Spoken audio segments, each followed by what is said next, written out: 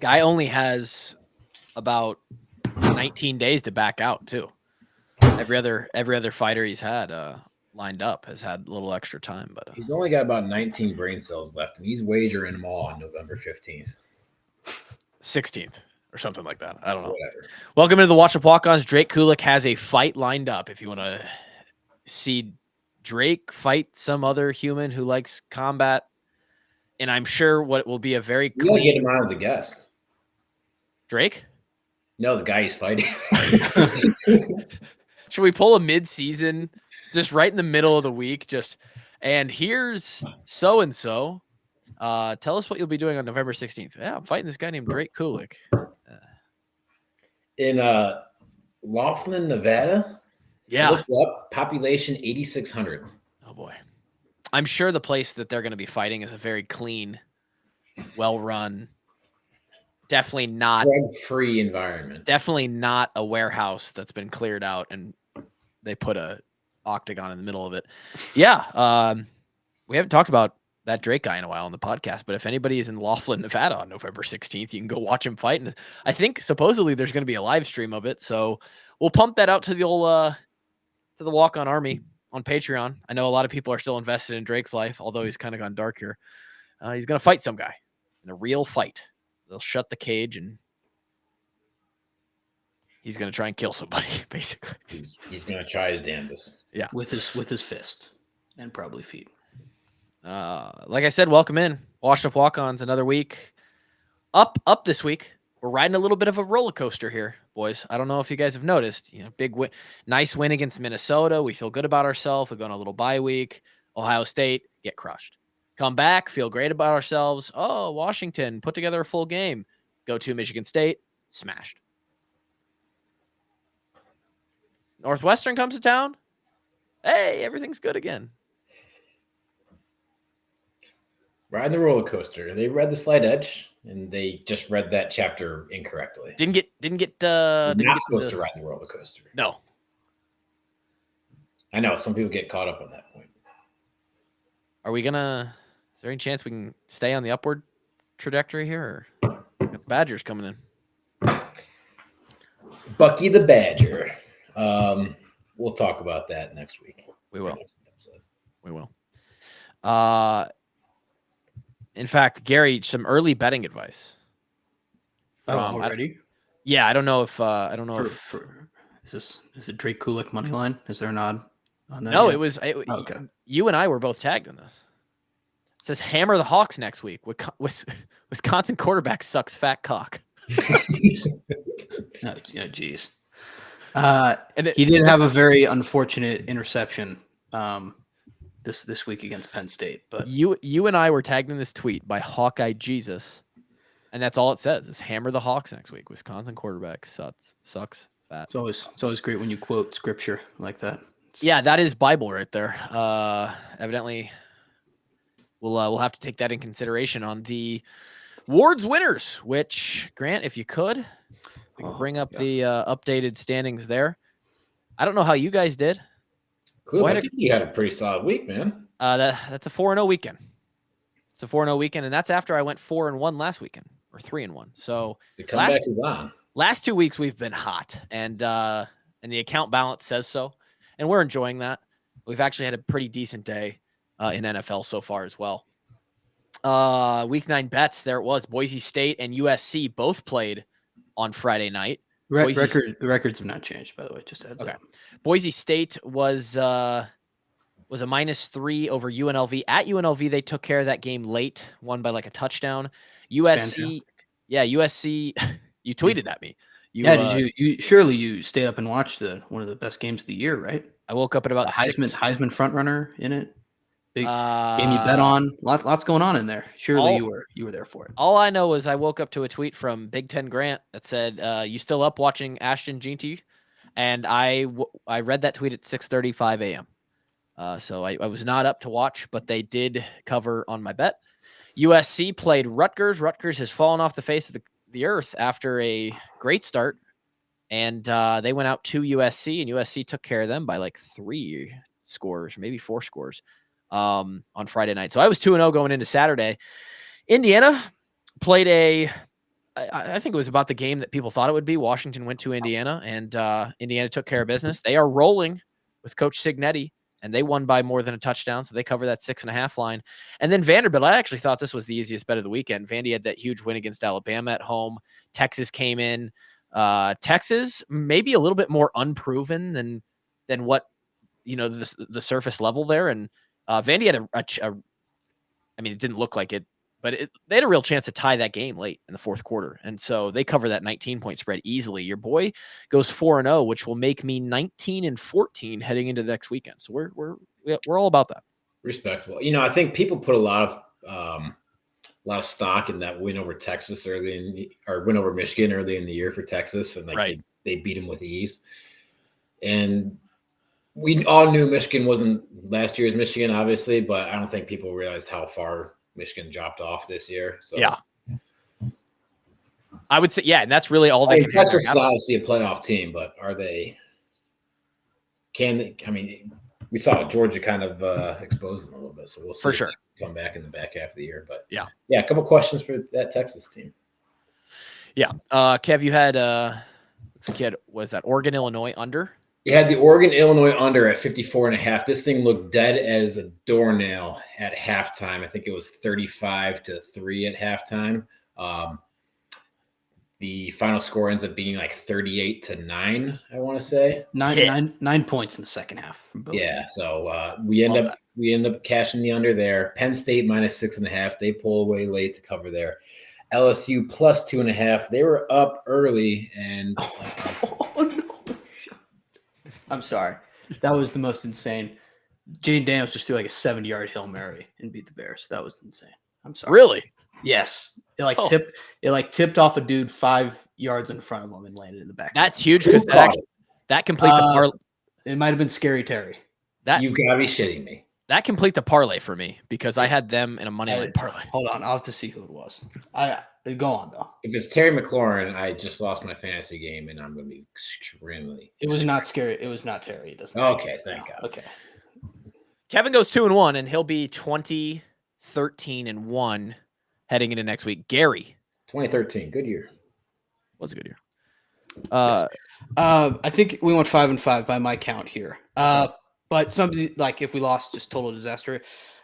Illinois too. Like you said, 9 points in the second half from both teams. Oregon called off the Dogs with they had a chance to cover that game. They called off the Dogs like 15 minutes into the game, and Illinois was just lifeless the whole time. Still, they gave them every opportunity. Just Illinois here, backdoor cover. Just they gave them. Dan Lanning was begging them to do it the whole time. Couldn't move the ball. Bad. UCF disaster. It wasn't even in consideration. Bowling Green. You go to the money line there. What? You want money line there instead of taking the points, huh? Well, I think it was -1 when I got it. So we just same thing. Basically. Why not just instead of risking a strange push situation, why not just take them money line at that point? But Bowling Green beat Toledo, massive rivalry this weekend. Handled them, good job. Texas A&M. I don't know why this Reed guy was ever not the starter. I don't know how. I don't know what was going on in practice. Where Connor Wegman, he must be great, but this Marcel Reed dude is just so much better. So he dominated. Great job. SMU stinks bad, 6 turnovers. They won, but they deserve to lose for their performance. And then Hawaii late at night took forever for them to wrap up. They had like a costume brawl at halftime as well on the Team One Sports app. That was crazy. Get all that content for free somehow. And that wrapped up my night. Yeah, I think we went 5-5, it looks like. But I could be wrong. Math was never my strength. There's another brawl that kind of happened a little bit. Michigan State. Those guys hate each other, huh? Do you guys see that? Yeah, they do. They just hate each other. I'm trying to think.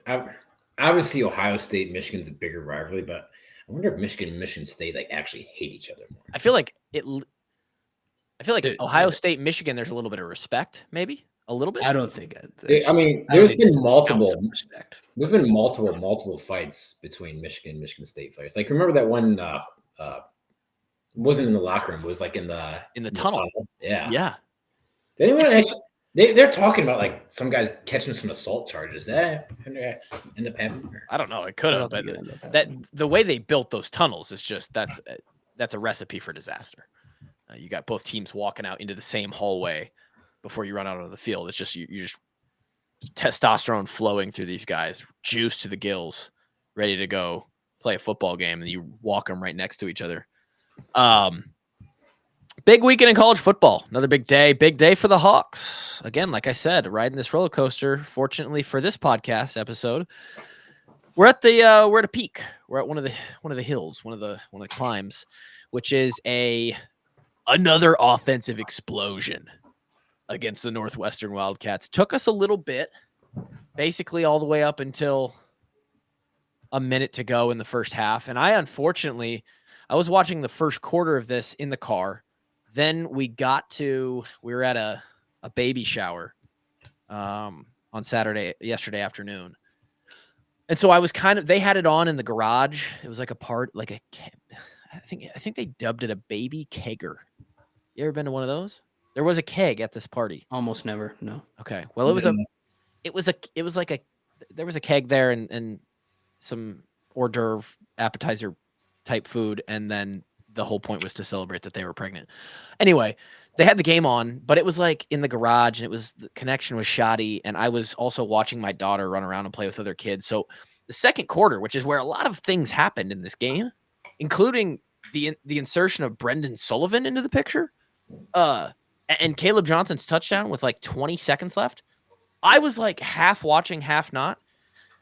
So when the second half came out and it's Brendan Sullivan again, and we're up 12-7, I was like, okay, I'm going to have to go back through this. So, correct me if I'm wrong. Cade got smoked on some play. Did he get hurt? He looked fine to me.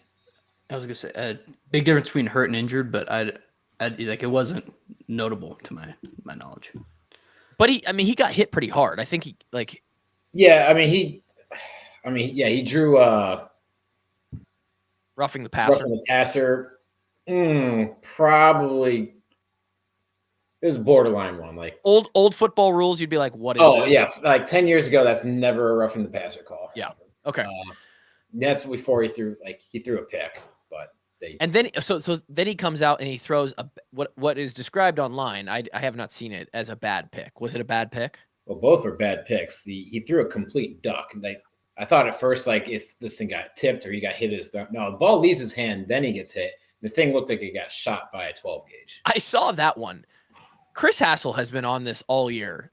The guy doesn't use the laces on a lot of his throws. Yeah, the thing just falls out of his hand, like basically, like you're going to throw it straight and it goes right. Like he sliced his throw, if that makes any sense. Like having thrown a football every day back and forth to, I'm not a quarterback, but to some extent, like I feel like, and for a quarterback, it probably is a little bit more important to throw at the velocity they're throwing, but he seems to have an okay time with it. But not when you're set to launch a bomb. Like you're not going to throw a nuke without the laces. It's pretty important. And it looked like it slipped out of his hands. Laces probably would have been beneficial on that. That was horrible. And then I guess he threw another pick. Did he throw behind the receiver and the guy grabbed it? See, it's that's just bad. Yeah, that's not ugly. Good. Jesus. The pick that actually stood for a pick six. Yeah, it's he's tried to throw as a late hitch, like he's looking for it, like holds on to it for a second, didn't like it, and then it's like almost like panicked and threw it anyway, and it's just a bad idea. And the guy housed it for like a 70-yard pick six. I think it was 82 or something like that. Jesus Christ! So it was after that point. That was his last throw of the day. Okay, so then Sullivan came in, and by my marker on the ESPN play-by-play, box score, it looks like that was about 10 minutes left in the second quarter. Mm-hmm. Okay. Sullivan comes in, and not much really happens for a few drives. And I just want to point out, because this is just for the haters. I was hard on Reese Dakin early in the year when it was stuff that should have been better. Guy has been absolutely what Coach Wallace would call bomb.com as of late. Since then, basically. Since that punt against Troy where that guy housed it. Reese Dakin has been an absolute weapon. Yesterday, he put a punt down. He put 2 in a row down on the 6-yard line. Those were punting from within our, like, just across the 50. He put another one down on like the 9 or the 11-yard line. And then those were his 3 punts that he kind of had to pull back on. On his other 5, he averaged 44.8 on the day. On his other 5, he averaged over 48 yards where he didn't have to intentionally take some off. So this kid he's out of this world right now. Yeah.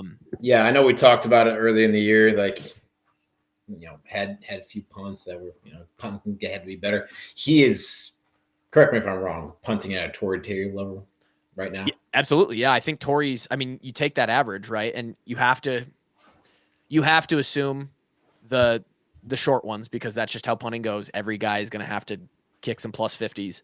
But yesterday, the punts that weren't plus 50s where he just opened up and let it rip, I think that's an average that's higher than Tory Taylor's best year, which was last year. I think Tory averaged like 47.8 or something, and Dakin averaged like 48.1 or something like that. So very, very good. And doing what he wasn't doing early on in the season and helping out the Gunners, who, again, it's not Cooper DeJean. It's not some of these guys that we've had.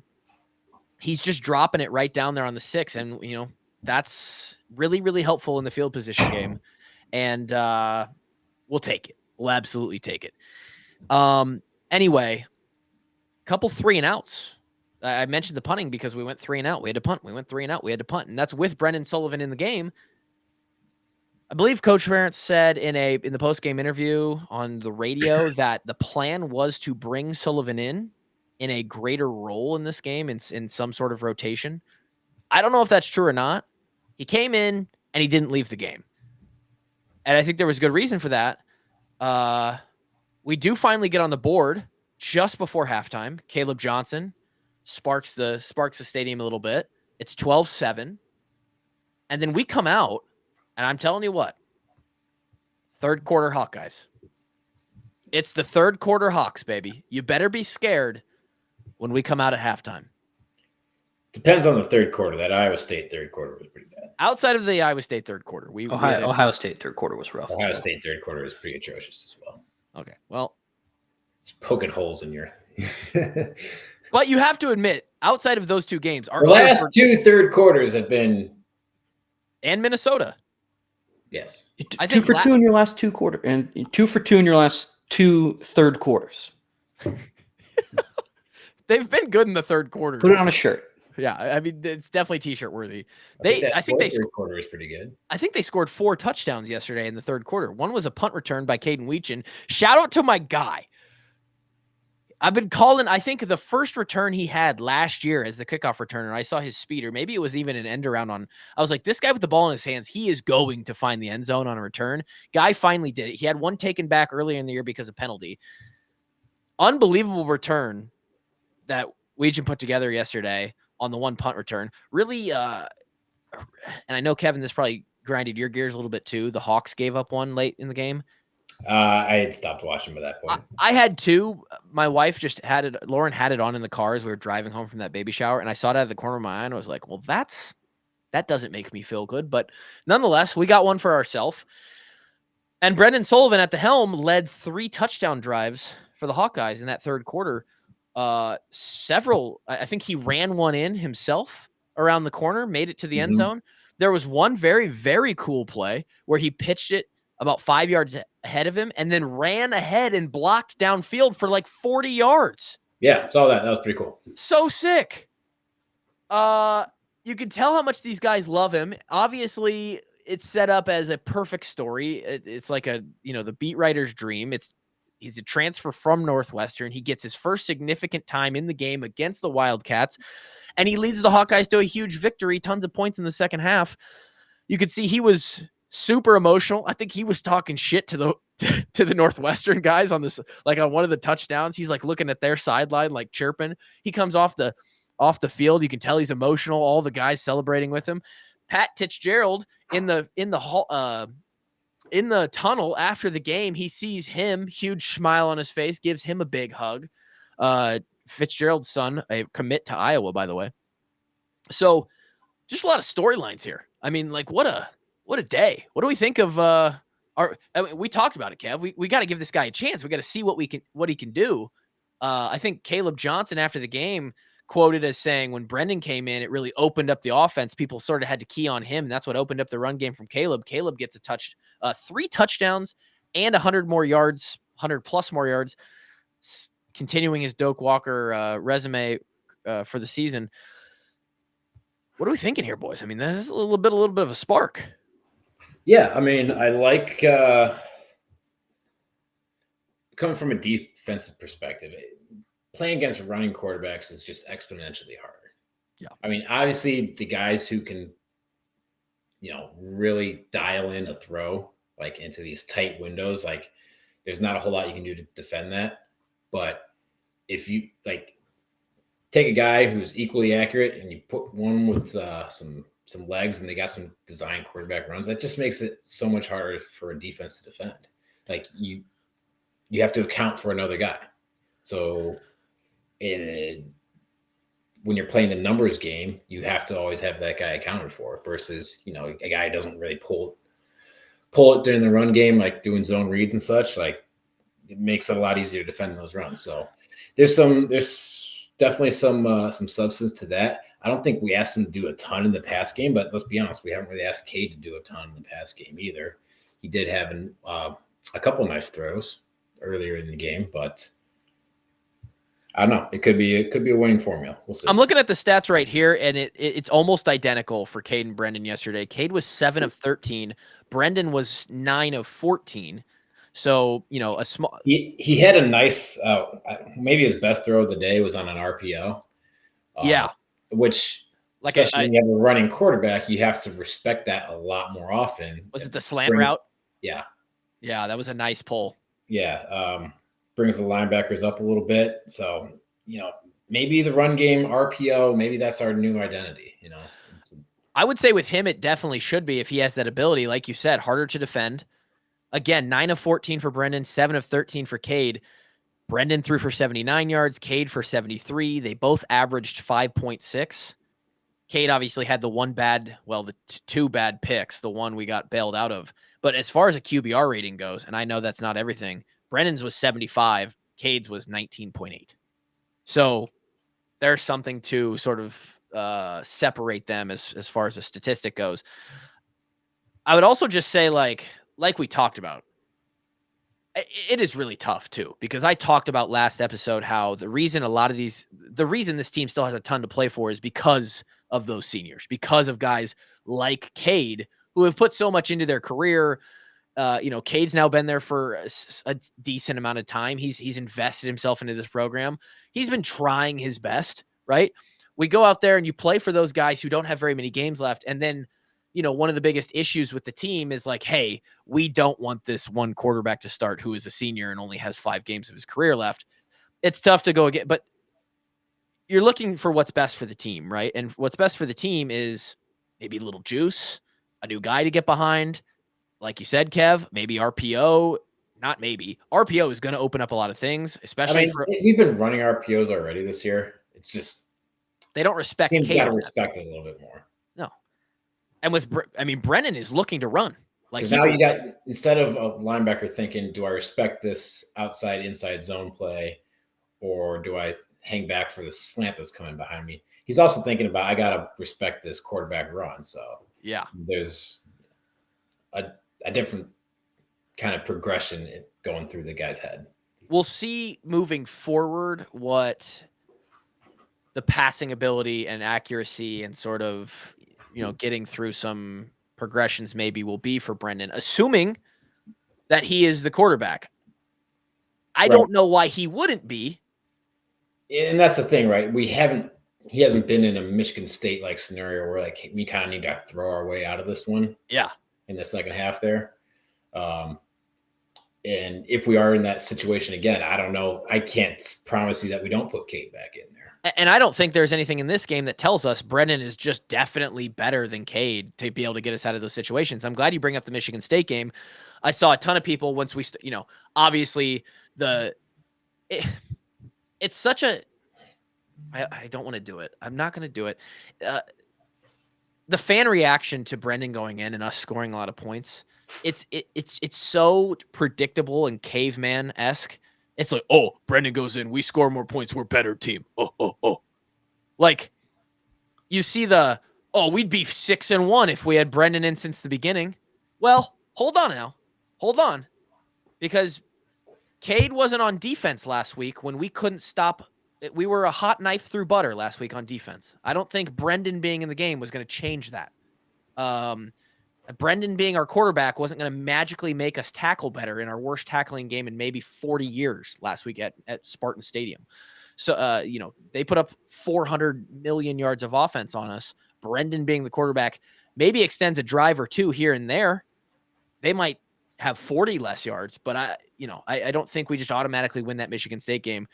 And I don't think throwing him in the second or third week we played Iowa State, who knows how comfortable with the system he is then when he's been there at that point for 8 weeks in the program. Like, he's now had double the time since that Iowa State game. There's a lot of factors here. Moving forward, though, I think it's pretty clear. And KF, I think, was vague from what I've seen in the post game. Like, oh, we've got some stuff to talk about, or like, coach speak. I don't know if there was a depth chart announced today on, I think it maybe comes out on Mondays. Maybe it comes out on Sundays. I'm not sure when. It comes out on Tuesdays, I thought. Is it Tuesdays? Yeah. I think everybody's Tuesdays, yeah. I think everybody's sort of on the edge of their seat to see if, like, they might just do the or. He's like Cade McNamara or Brendan Sullivan. I don't think the thing is, like, Wisconsin's got to practice for both now. It's true. That is true. I just don't know what juice there is left to squeeze with Cade in there, especially with a little momentum now. A lot of the guys seem to support Brendan. If you want to find continuity within these last 4 games, if you want to find some sort of consistency, you don't want to be switching back and forth, even if they're both playing okay. Like, you'd like to just have one guy. The saying goes, if you have 2 quarterbacks, you have no quarterbacks, right? Like, if you have 2 kickers, you don't have a good kicker. That was always the special teams thing. So I would go with Brendan. I don't know what KF is going to do. It is tough to sit a guy who you paid $500,000 allegedly. I don't know how much he got. Sunk cost, man. Sunk cost. You ain't getting it back. Yeah, it is sunk cost at this point. I mean, do you want to win games, or do you want to pander to the guy that you paid money? I don't know. I think everybody on the outside wants Brendan. Brendan's super, like, in the press conference, he's like, it's not my duty to talk about a starting quarterback. Like, I'll take the opportunity if it comes. I'll be ready, but I'm not going to speak on that. Like, just perfect. Well said. 101 media question answering by Brendan Sullivan after the game. But I would imagine this guy's a D1 athlete. If he was talking truthfully, obviously he wants to be the guy. Every single guy on the roster wants to be the guy, right? I think I just loved doing nothing but playing special teams. Of course I wanted to play defense, but Ben Neiman is still in the NFL right now. So Kevin, I thought you liked being the backup and just playing kickoff, kick return, punt return. Well, don't get me wrong, I love doing those things too, but screw starting linebacker. Exactly. Nobody wants to do that. Brain cells, but your brain health long term probably did come out on top there. But yeah, I don't know. Grant, can I get a fan perspective on this? Can I get it feels like everybody on the outside is like, thank God we finally got Brendan in the game. Can we just stay with him? Can you blame him though? Like, no. Like for you get an offensive eruption going on afterwards, and I get it. Like, I don't think he needed a ton. It's also Northwestern, who is, I think, as we mentioned, is more like the worst pass defenses in the country, right? But I mean, I don't think it's wrong to be excited. Like, after disappointing game last week, to be excited about a new QB coming in. I don't think that's a big issue. I don't think there's anything wrong with that. I don't think there is either. I mean, I'm on the side of everybody else here. Sometimes, like, the fans are just like the team. Sometimes you just need a little juice. Yeah. It's homecoming weekend. It's like, why not be excited? I think that's okay. I mean, Kevin had a great quote last week. It's the best practice reps are game reps. Best practice reps are game reps. And if the Big Ten championship and the playoff are done this year, and we're just trying to work to a good bowl game opportunity to get one extra game and some bowl prep, which we are now, what are we, 1 game away from bowl eligibility here? Are we 5-2? Is that the record? 5-3? 5-3. 5-3. So we need 1 win. We have a remaining schedule of Wisconsin, UCLA, Maryland, Nebraska. Those are 4 winnable games, albeit Nebraska pushing Ohio State to the brink. I'm not sure if you guys got to watch any of that yesterday. Yeah, I think you just Nebraska's got kind of a tough run to end of the year. I mean, they get UCLA next week, but then they go USC, Wisconsin, us. That's not great. I just think you go. I'm with everybody here. Don't come at me. I'm with you. Put Brendan in the game. Play him. If it's bad, unless he's throwing a pick every other possession, and it's like, okay, this guy's got 5 turnovers. He's got 3 pick sixes in the first half, like that quarterback did the other night. Holy smokes! Was that McCord? 3 pick sixes in half. 3 pick sixes in the first half. The Syracuse quarterback transfer from Ohio State. Was his name Kyle McCord? Kyle McCord, yeah. He threw 3 pick sixes in the first half. He did. Jesus. Yeah. 5 total for the game. Not pick sixes, but 5 total picks. Who'd they play? Not great. The Pitt Panthers. Undefeated. It's a solid squad this year, man. Undefeated Pitt. What are the odds? Grant, can we get some odds on Pitt making the playoff? I feel like it's still probably low just because ACC. But what do they have to do? They basically have to be ACC champs. Yeah, they might. I think if they go 12-1 and lose the ACC championship, they still get They get at large. They make it an at large.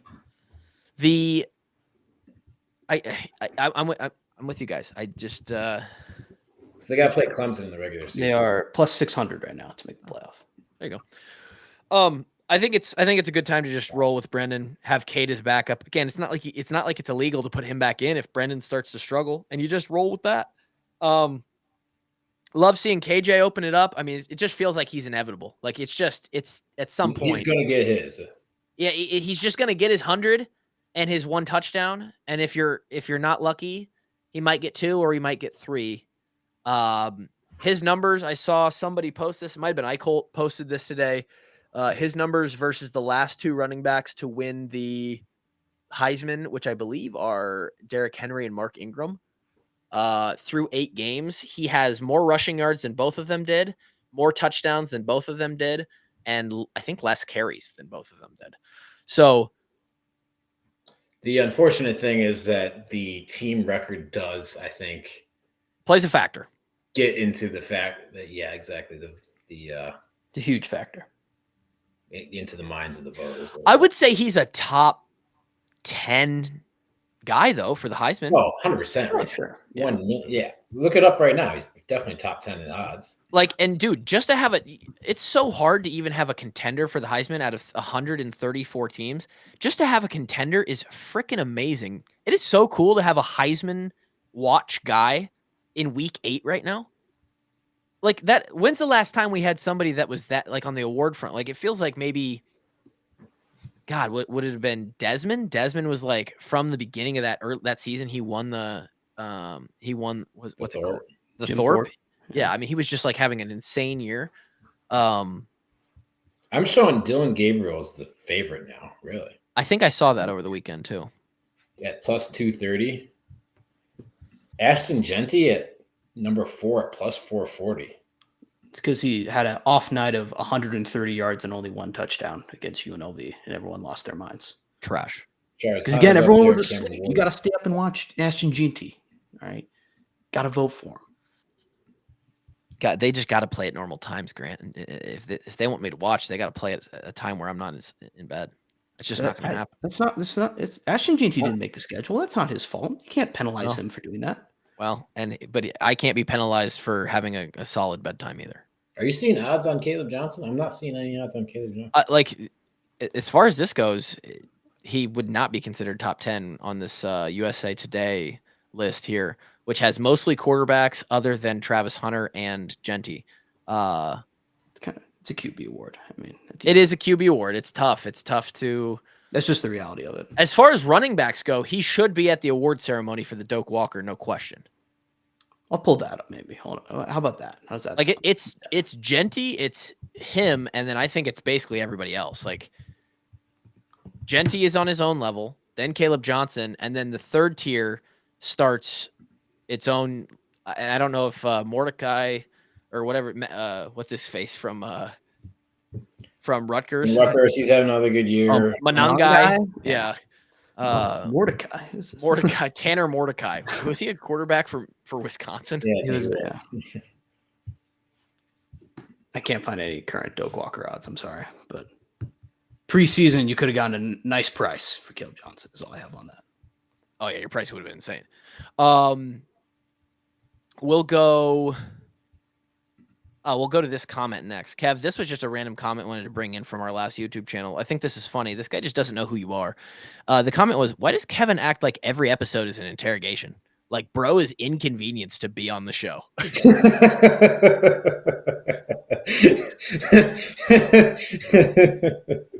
Was that one that I was on or one that I was not on? It was one that you were on, and you must have been answering questions funny, or I'm not really sure. But I just thought that's a really funny way to kind of like question Kevin if you don't know who you are. And my response was simply, that's just sort of Kevin's baseline. That's just how he is all the time. Yeah, it's not personal. It's just sort of how he is. Then I thought maybe we'd pull up that's funny. Maybe we'd pull up one of the more recent reviews of our podcast.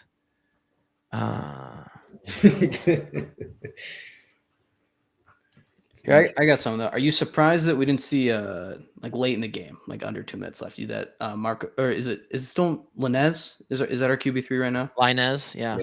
Are you surprised he didn't get a single snap? Not really. No, because I think in the situation that we're in, typically only the first and second stringers get practice reps during the week. Yeah, that's a big part of it. The other big part of it is, can we throw him out there and just have him hand the ball off 3 times and punt it? Sure. Yeah. I didn't know he doesn't get any reps in practice. Yeah, good question though. This review on Apple Podcasts might win a merch package. You'll have to contact me that it was yours. I don't know how I'll be able to affirm that, but a podcast that you would think is by former players, but listen to them. You wouldn't know that one was a manager in the eyes of AJ Epinesa. One was the towel boy, and the other was a Make-A-Wish kid that ended up winning a contest to get on the show. I think they're talking about us 3. Drake is not included in that. Yeah, well, I mean, it might be to the week almost of Drake being absent now. You're right. I believe it is, actually. I think it was about week 8 last year. All jokes aside, they have great views and have a different perspective than others. As a Nebraska Hawkeye fan, these guys give me love every Monday and Thursday. I'm glad you're feeling the love. I do love you. All right? All right, listener, I do love you, and I give you love right now. Oh, here's all the love. Also, we got to work on that Nebraska part of that Hawkeye thing. Yeah, we got to talk about Nebraska, apparently. Or is he saying he lives in Nebraska? That could be what it is. I think that's what he meant. Okay, yeah. This review here is great. This is by Cody Hills, and he's got a bigger account on Twitter. He's pretty active. When Washington walk-ons first began, I sort of took the contrarian route and chose not to listen. I guess I just felt everyone was all over it, so I didn't need to be. That's an interesting psychology to that. I'd not in a rude way. I'm just interested in why. I wasn't probably the right instinct. True. I wasn't interested. All right. What a mistake that was. Okay. In quotes, KF voice. Anyway, I finally started regularly listening ahead of the 2024 season. Damn, it only took 6 years, brother. We love that. That's called consistency. You just wear them out, Grant. You stay there until they can't deny you, okay? Or there's nobody else to listen to, and then they're like, fuck, I guess we got to listen.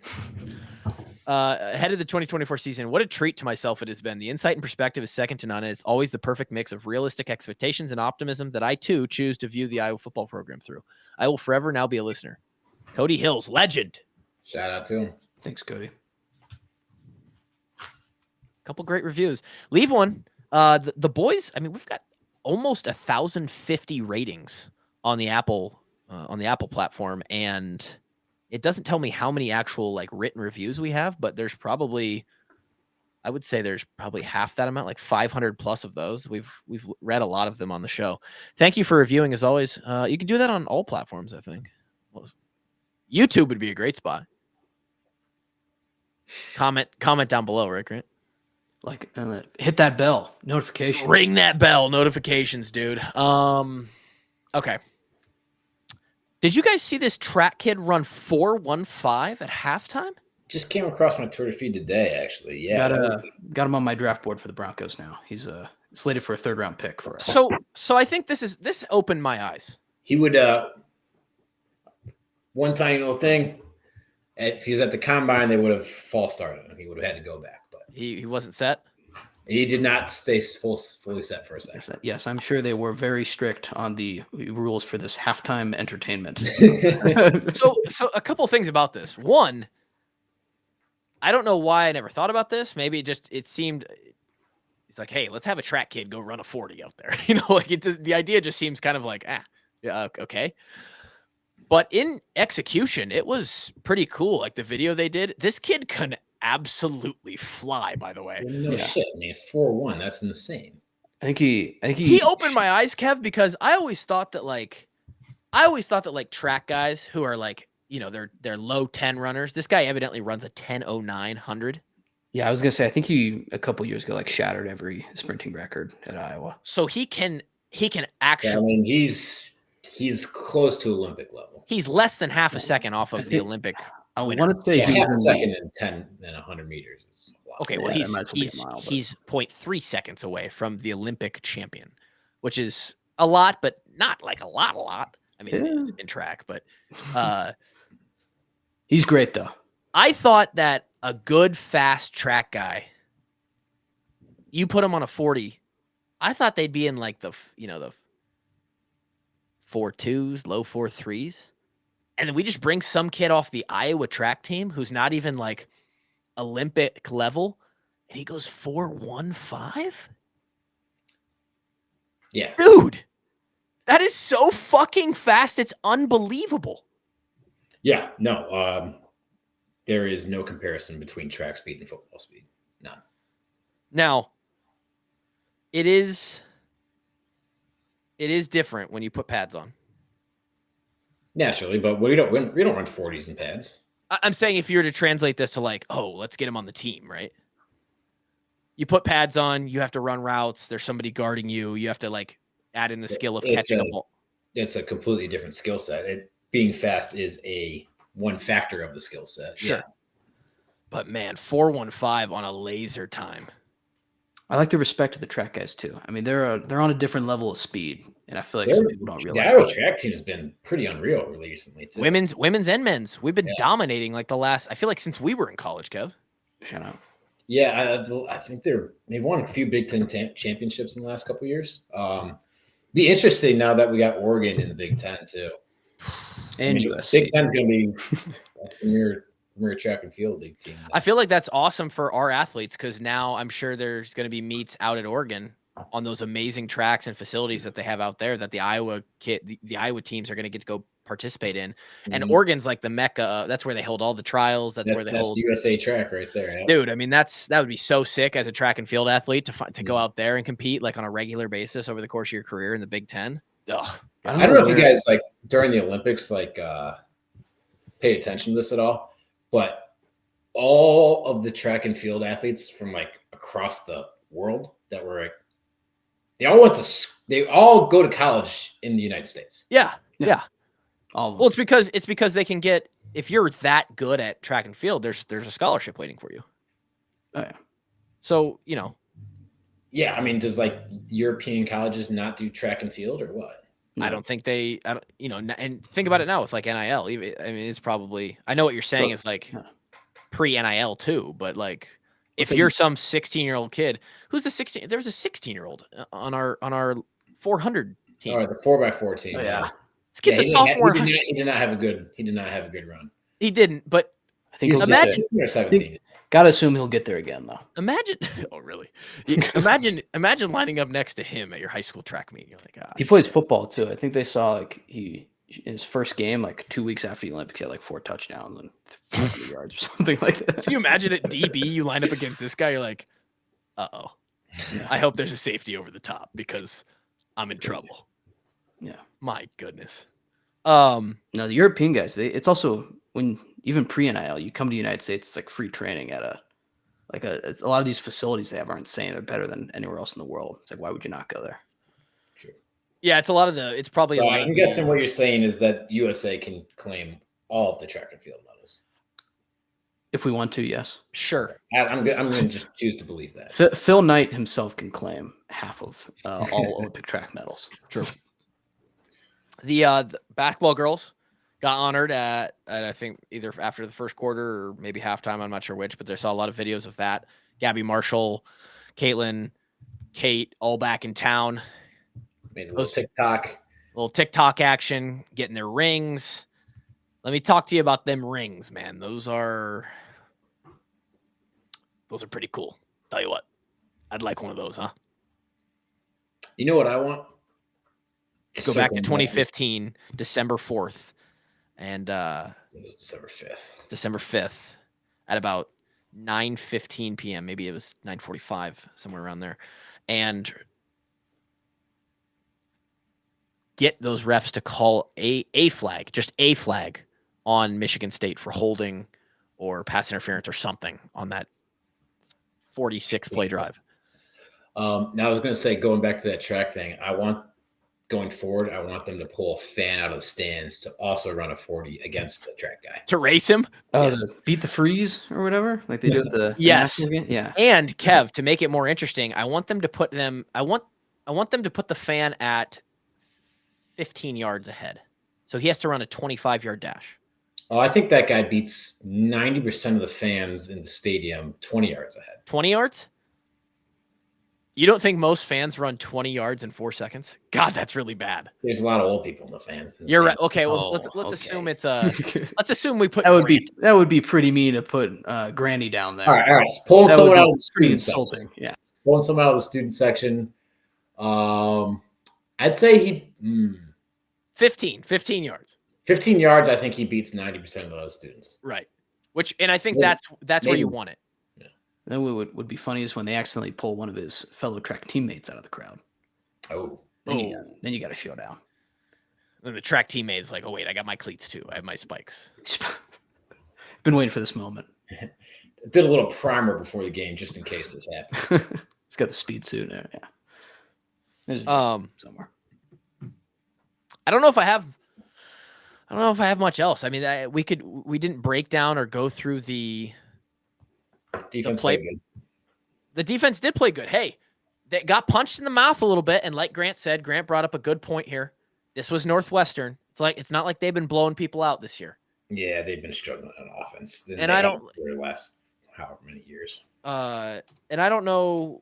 I imagine I'm going to look it up here, but I imagine that the offensive ranking for Northwestern is not good. I'm just going to take a stab in the dark.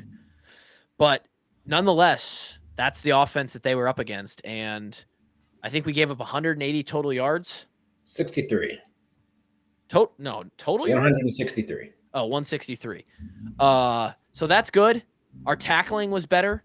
Oh, I know. Jermari Harris. Premier automotive collision of the game. Collision of the game, baby. They threw that out to the flat, and Jermari put a boom. He brought the boom. Oh shoot! Yeah. Oh no. Oh, I hate you. That's gonna be tough for the podcast listeners. But what? Yeah, I don't. Jermari brought the boom though. He hit. I think I heard that through the TV. He stuck. It's so beautiful when you see it. Like, you're like, oh man, he's gonna kill him. It's like. And you just see it happen in live time. It's like, oh, this is going to be a train wreck, and boom. And you can see the energy transfer from Jermari into his body. He just gets lifted off the ground. To answer your question, which you didn't ask, but I asked, Northwestern's offensive ranking through 8 weeks is second to last in the entire country. Yeah, sounds about right. Wait, hold on. We have to guess who's dead last now. Oh, I think you Hold can on. guess it. Kent State. Absolutely. They're having a historic season. They are. I'm proud of them. Kent State's dead last. They Kent might State- be. I don't know if they're leading a single category. Kent State is the Iowa of this year from 2023. Except their defense sucks too, or what? Correct. Kent State's averaging 250 total yards per game offensively. Northwestern, at second to last, is 21 yards ahead of that, 271 yards. What did we average last year? It was like in the 230s, wasn't it? 236. We went 10-2. And got 236 yards of. It was a true statistical anomaly, Kevin. That is. What was it like every other team to average that? And the average win was like 4.2 or something. Yes, the only teams to what was it? The only teams to ever average under 250 yards of offense. The most wins was like 3 wins, and we had 10. Second was 3. I'll take it. I'll take it. I don't care. I want 10. Northwestern's defensive ranking, not as bad as you'd think. I like their defense. I think it's fine. It's average. It's 58th in the country. They give up only 350 yards per game. That's pretty good. That's not bad. That'll work sometimes. Iowa's sits right around, definitely not what we normally are, but we're at 23rd. We only give up 315 yards per game. Texas's defense, first in the country, only giving up 241 per game. I got something I want to say about the game. Say it. I want to buy all of the Max Llewellyn stock that I can out there. Okay. The guy's a stud. At safety, awesome moment. Safety was great. I feel like he's been getting to the quarterback a lot. Love Max Llewellyn. Could have used some more pressure last week against Aiden Childs, but the defensive line has been better than they were through the first 3 or 4 games. And defensive pressure helps, or defensive line pressure helps a lot, dude. It helps so much. It's why, and tell me if I'm wrong, somebody can debate this. I think it's why Nebraska was able to hang in the game yesterday against Ohio State. They got a ton of defensive pressure up the middle at the line of scrimmage against Ohio State. Ohio State was already battling an injury on the offensive line. It is arguably by experts their worst position as far as talent goes. And then they had like 2 guys out on top of that. And Nebraska's defensive line was causing havoc. And like Ohio State couldn't get a lot going offensively.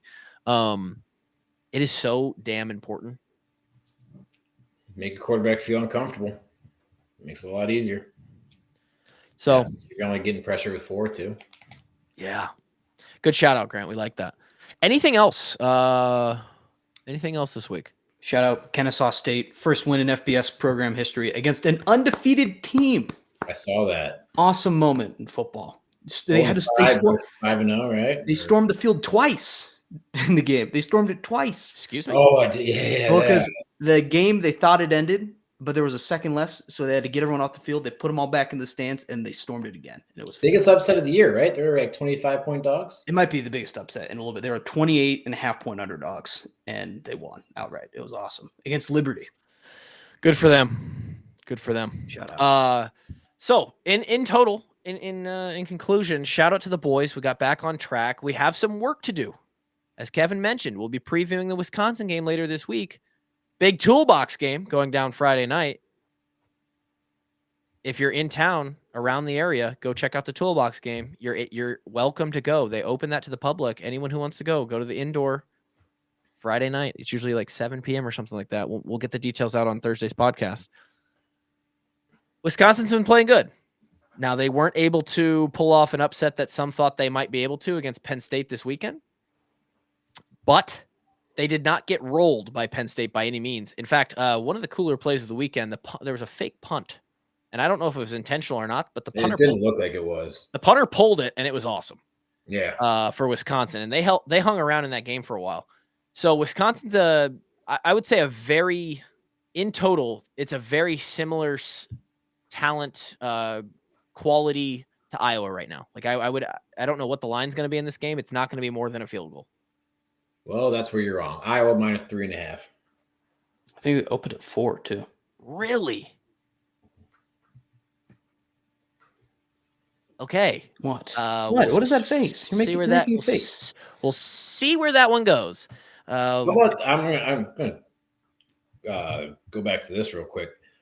The Iowa over has just been an absolute machine this year. Machine. And we are sitting at 42.5 this week. My immediate reaction is I want to take the under, but over. No. I actually, one of my bets that hit yesterday was I put the Iowa over under on a teaser, which made it even easier. It was like 38.5, took it down to like 32.5. Easy money. That is one of my favorite plays is teasing a low under. Yep. Down. Yeah. Yep. I agree. All right, that's it. I'm not going to drag this out for conversation that isn't exciting. Pretty much we beat Northwestern, which we should have. We're going to be up against Wisconsin. It's a big game. It's for a trophy. Something to play for. And by the time we come back to you guys, us three at least, for the preview episode, we will know if Cade or Brendan is named the starting quarterback. Plenty to talk about towards the end of this week. We have all of our other programming as well. Me and Eichholt, me and Coach Lima, Grant and I on taglines, patreon.com/washedupwalk-ons. All that money still being totaled and tallied for the kids donation later this year. Thanks for joining the walk-ons on this episode. We will talk to you next time. Peace.